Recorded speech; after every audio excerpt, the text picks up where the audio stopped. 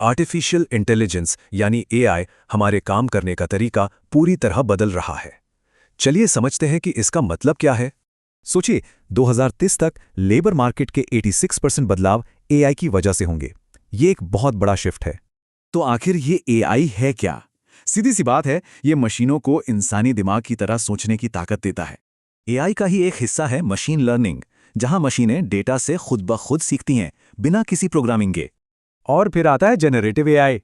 ये तो कमाल ही है। टेक्स्ट, इमेज, वीडियो कुछ भी नया बना सकता है।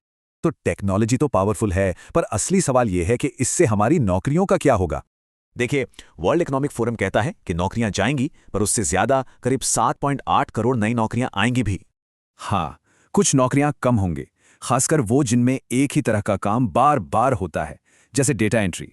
पर अच्छी बात यह है कि डेटा एनालिसिस और एआई जैसे फील्ड्स में नौकरियां और भी तेजी से बढ़ रही हैं। अब देखिए, असर हर सेक्टर पर अलग अलग है। कंप्यूटर, ऑफिस सपोर्ट और फाइनेंस पर इसका सबसे ज्यादा असर होगा। तो ये रिप्लेसमेंट नहीं बल्कि कोलैबोरेशन है। एआई हमारी मदद करेगा ताकि हम जरूरी कामों पर फोकस कर सकें।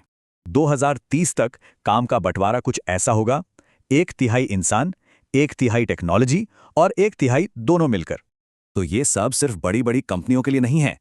एआई को हम अपनी रोज की जिंदगी में भी इस्तेमाल कर सकते हैं। अल्फ्रेड जैसे टूल्स 80 से 90% तक एडमिन काम निपटा सकते हैं। सोचिए कितना टाइम बचेगा। और बात सिर्फ काम की नहीं, क्रिएटिविटी की भी है। कैनवा जैसे टूल एक कमांड पे शानदार डिजाइन बना देते हैं। इसे एक पर्सनल असिस्टेंट की तरह समझिए, जो आपके मुश्किल काम आसान कर दे और आपका समय बचाए। तो इस एआई वाली दुनिया के लिए तैयारी कैसे करें? इसका जवाब है सही स्किल सीखकर। एक अंदाजे के मुताबिक 2030 तक करीब 39% लोगों को अपनी कोर स्किल्स को अपडेट करना होगा। तो भविष्य की स्किल्स दो तरह की हैं। एक तरफ डेटा और टेक्नोलॉजी, दूसरी तरफ क्रिएटिविटी जैसी इंसानी खूबियां।